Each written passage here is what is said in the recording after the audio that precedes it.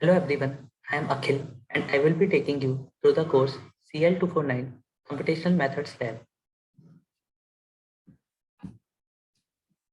Brief introduction about the course. In this course, we will be using numerical methods to solve the problems. Now, what are numerical methods? Numerical methods are techniques by which mathematical problems are formulated so that they can be solved with arithmetic operations.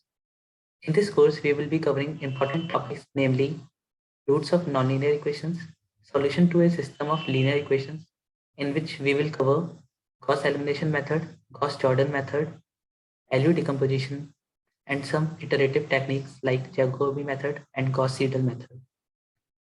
Then interpolation, numerical integration, solution to ODEs, ordinary differential equations, and finally solution to PDEs, partial differential equations.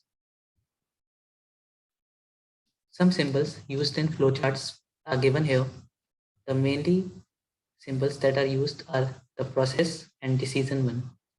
The process symbol represents calculations or data manipulations, and the decision symbol represents a comparison question or decision that determines alternative paths to be followed. An example is given.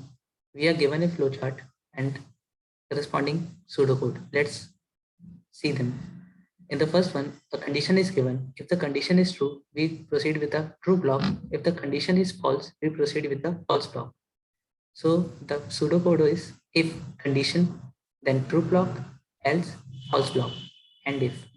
In the second flowchart, we enter in a loop where first of all we execute block 1, then we are asked a condition.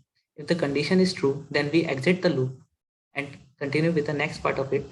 Or if the condition is false, we reiterate and execute the block 2 and reiterate.